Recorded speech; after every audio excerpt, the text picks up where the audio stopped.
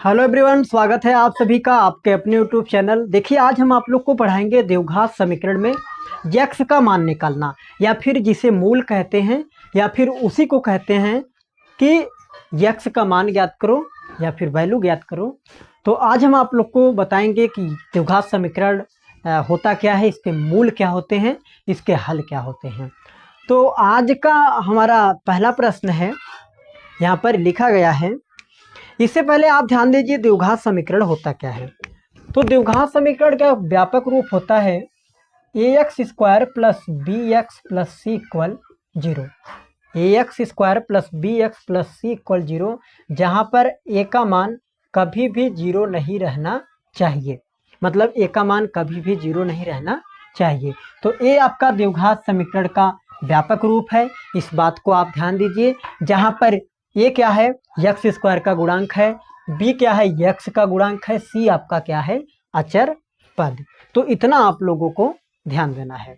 तो आज का हमारा पहला प्रश्न है, x square plus 4x plus 4 equal zero. तो यक्स का मान ज्ञात कीजिए।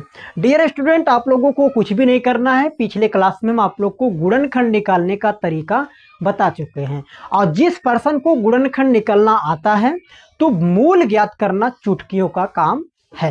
तो कुछ भी नहीं करना है, सबसे पहले यक्स स्क्वायर का गुणांक लेना है और अचर पद में क्या कर देना है, गुणा। तो यहाँ पर यक्स स्क्वायर का गुणांक कुछ भी नहीं है तो एक रहता है।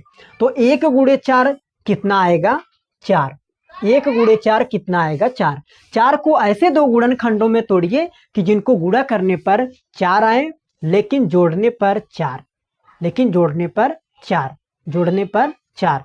तो ये हमको पता है यदि दो में दो का गुणा होगा तो चार आएगा, और जोड़ने पर चार तब आएगा जब ए प्लस दोनों प्लस का रहेगा, तभी तो प्लस दो जुड़ के प्लस चार होंगे। तो ए आपका साइन हो जाएगा। कुछ भी नहीं करना है आपको, बस यक्स लेना है, विथ साइन लिख देना है, विथ साइन आपको लिख देना है। और इसका पूछ रहा है, क्या पूछ रहा है, इसका पूछ रहा है मूल, तो बराबर में आपको क्या कर देना है, जीरो। तो कुछ भी नहीं करना है, एक बार इसके इक्वल जीरो लेना है और एक बार इसके इक्वल जीरो लेना है, तो जीरो हो गया। अब देखो यक्स बराबर, ये गणित का रूल होता है कि प्लस उधर, प्लस बराबर के उधर जाएगा तो क्या हो जाएगा, माइनस। ये गणित का रूल होता है। यहाँ पर ध्यान दीजिए, यक्स इक्वल ये प्लस बराबर के उस साइड जाएगा, क्या बन जाएगा, माइनस। तो हम आपको एक बात बता दिए हैं कि द्विघात समीकरण है तो उसमें अधिकतम मूल्य कितना होगा, दो ही होगा। मतलब यक्स का जो अधिकतम मान होगा वो मान दो ही होगा। यक्स का अधिकतम मान कितना होगा, दो। आज का अगला प्रश्न है x square plus 17x plus 72। तो कुछ भी नहीं करना है, फर्स्ट इंटू लास्ट। तो यक्स स्क्वायर का गुणांक कितना है, एक। एक गुणे 72, आंसर कितना आएगा, 72। 72 को ऐसे दो गुणनखंडों में तोड़िए जिनको गुणा करने पर 72 आए, लेकिन जोड़ने पर 17 आए, लेकिन जोड़ने पर 17 आए।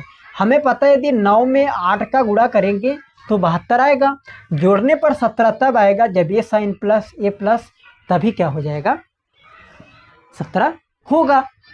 तो कुछ भी नहीं करना, इसका हल पूछ रहा है या यक्स का मान पूछ रहा है या मूल पूछ रहा है, तो इसका आप लोग को चिन्ह बदल देना है।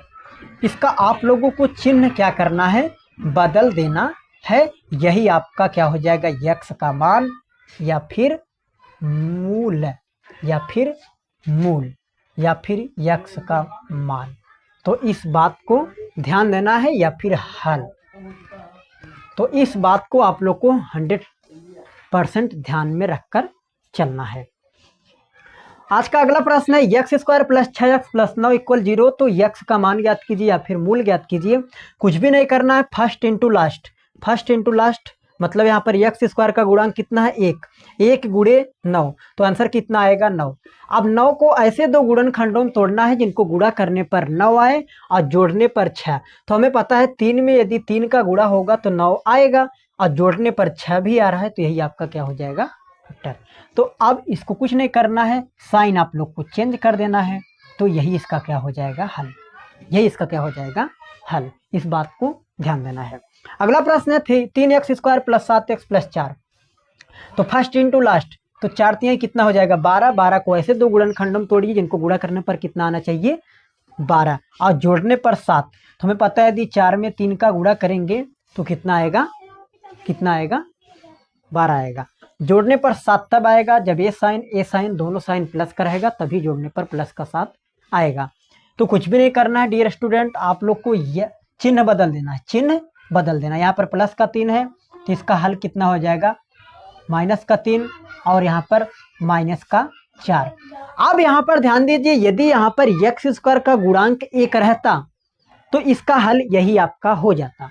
यदि यहाँ पर एक्स स्क्वायर का गुणांक 1 रहता तो इसका हल यही हो जाता, लेकिन यहाँ पर तो एक्स स्क्वायर का गुणांक 3 है, तो 3 से इसमें आप लोग को क्या करना होगा, भाग देना पड़ेगा। जितना भी रहे, 3 रहे 5 रहे कुछ भी रहे, जो एक्स स्क्वायर का गुणांक 1 के अतिरिक्त कुछ है तो भाग दिया जाता है। तो यहाँ पर काटेंगे तो कितना आएगा 1, बाकी यहाँ पर क्या रहेगा वही आपका रहेगा। तो ये आपका क्या हो गया एक्स का मान, ये आपका क्या हो गया एक्स का मान। आज का अगला प्रश्न है 100x² plus 20x plus 1 equal 0। तो कुछ भी नहीं करना, फर्स्ट इंटू लास्ट, मतलब 100 गुणे 1, तो आंसर कितना आएगा 100। अब 100 को ऐसे दो गुणनखंडों में तोड़ना है कि जिनको गुणा करने पर 100 आए और जोड़ने पर क्या आना चाहिए 20, जोड़ने पर 20। तो हमें पता है यदि हम 10 में 10 का गुणा करेंगे तो 100 आएगा, जोड़ने पर 20 कब आएगा जब ए साइन दोनों प्लस का रहेगा, तभी तो जोड़ने पर 20 आएगा। प्लस 10 जुड़ के तभी तो 20 आएगा। तो कुछ भी नहीं करना है, आपको साइन चेंज कर देना है। तो -10 यहाँ भी क्या हो जाएगा -10। लेकिन अभी हम आप लोग को बता रहे हैं कि जब एक्स स्क्वायर का गुणांक 1 रहे तो ऐसे लिख देना है, लेकिन यहाँ पर तो 100 है, तो 100 से अब आपको क्या करना पड़ेगा, भाग देना पड़ेगा। तो यहाँ पर 100 से हम भाग दे दिए। 1 0 से 1 0 कैंसिल, तो x इक्वल -1/10। आगे देखिए 1 0 से 1 0 कैंसिल, तो x इक्वल -1 कितना हो जाएगा 10। ये आपका क्या हो जाएगा, यही आपका मूल हो जाएगा। आज का अगला प्रश्न है यह 100x² minus 20x plus 1 equal 0। तो कुछ भी नहीं करना है आपको, फर्स्ट इंटू लास्ट, 1 गुणे 100 तो कितना आएगा 100। 100 को ऐसे दो गुणनखंडों में तोड़ना है जिनको जोड़ने पर -20 आए, -20। तो हमें पता है यदि हम 10 में 10 का गुणा करेंगे तो 100 आएगा, और जोड़ने पर -20 तब आएगा जब दोनों साइन क्या रहेंगे माइनस के रहेंगे। तो कुछ भी नहीं करना, इसका हल पूछे तो आपको इक्वल में क्या कर देना है, प्लस का कर देना है। लेकिन यहाँ पर तो एक्स स्क्वायर का गुणांक कितना है, यहाँ पर 100 है, तो 100 से डिवाइड करना पड़ेगा। 1 0 से 1 0 कैंसिल, 1 0 से 1 0 कैंसिल, मतलब